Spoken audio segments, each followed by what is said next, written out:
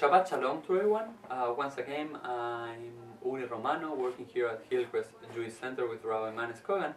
And today I wanted to share with you some insights of this Torah portion. This Torah portion is called Beshalach. And it's the fourth Parsha of the book of Exodus. Just the context before I make my point today. We are getting out of Egypt. We are about to cross the Yam Suf, the Red Sea, and we are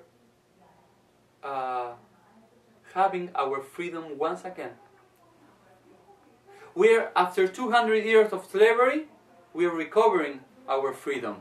But look, something very strange happened in the first pasuk, in the first verse of this Torah portion. Now, it says the Torah, when Paro let the people go, God did not lead them by way of the land of the Plishtim, although it was near. Look at this. We are about to go out of Egypt. We are in our way to our promised land, to the land of Israel. But when God had to choose the way and the path from Egypt to Israel, He did not choose the easy one, the nearest one, that was of the land of the Plishtim. But He chose the long way. For me, at least at the beginning, that doesn't have any sense.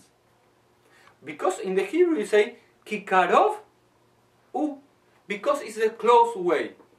And when we used to think that if you want to do something, and it's the close way to do it, and it's the closest way you can reach their side, you take that path. But the Torah is the opposite. Because it was the closest way to go from Egypt to the land of Israel, God didn't choose that path, but He chose the desert, a very long path. Just for us, I think, in the 21st century, it's very hard to gain this idea. Why? If it was the closest way to get from Egypt to Israel, God said, no, by this way, by this path, by this highway, you will not go. You will go all around until you get to Israel. For us, that we wanted at all times to get the things faster and faster. And every time that we have to wait is a waste of time. I think it's very hard to us to understand the meaning of a long journey. And many rabbis, through centuries, try to understand the reason why God didn't choose for the people of Israel the closest way to get to the land of Israel, to the promised land. One of the reasons, they say, is because in the way of the Plishtim, that was the closest way to get to the land of Israel, there were many enemies. So God thought that when the people of Israel will see all the enemies in their way, they will say, no, we want to go back into Egypt. We don't want to die in a battle, in a war in the middle of the desert, trying to get to our promised land. We prefer bondage and slavery, but not dying in a war. But for me, that idea doesn't make a lot of sense. Why? Because as we will know, after crossing the Red Sea, they have a war against the Amalekim, even though in the long way they confront a war. So I think that's not the real meaning of why God chose for the people of Israel the longest way to get to the promised land. And I wanted to share with you my ideas of why the longest path was the correct one for the people of Israel at that moment. The first one is that 200 years of slavery do not vanish in 1 second. You need many years, and even though many generations, to re-engage in freedom. So the easy way was a very fast one, but the people of Israel wouldn't be prepared to reach at that part, because they were for more than 200 years in slavery. And it took at least 40 years to take Egypt out of the Jewish people, because it took a day or even a week to go out from Egypt.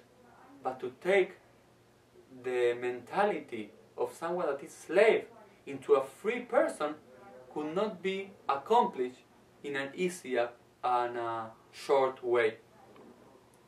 The second idea is that maybe in a long path through the desert, the people of Israel could start bonding together once again. Because imagine yourself, it's different, your way of life when you're in slavery than when you're free. And to get a bondage and to get together with the whole people, you need experiences. You need all the things that happen in a journey, and all the back and forth, the fights, to really understand the other. So then when we could settle in the land of Israel, we know the person we have in our right and in our left. And also, because in that long pathway, we receive the Torah. We really become a people, not when we go out and fast from Egypt to the land of Israel, but when we receive the Torah, the law, in the middle of the desert. And the other idea that I want to share with you is that God chose the long way to teach us that freedom is never the easy way. The path of freedom is hard, is complicated, but it's long, but it's worth it. It's worth to wait and to travel in the journey to get to our promised land. And the same idea, I think, applies to our own lives. All of us have a promised land. Not only the land of Israel. We have dreams. We have the place that we want to get sometime. And we could always choose the easy one, the closest way to get over there, or the long one. And many of us would choose the first one because it's easy and it's close and I want to get there right now. And I don't want to wait. But I think the Torah and God is telling us over here that sometimes waiting worth our time. It's worth it to wait. Because on the journey, even though it's a long one, we could learn all the things that we need to know, so that when the moment of entering into our promised land arrives into our life, we are prepared to confront all the challenges that we will have in our promised land. So that's were my thoughts in these Torah portions, and I wish you all a Shabbat Shalom.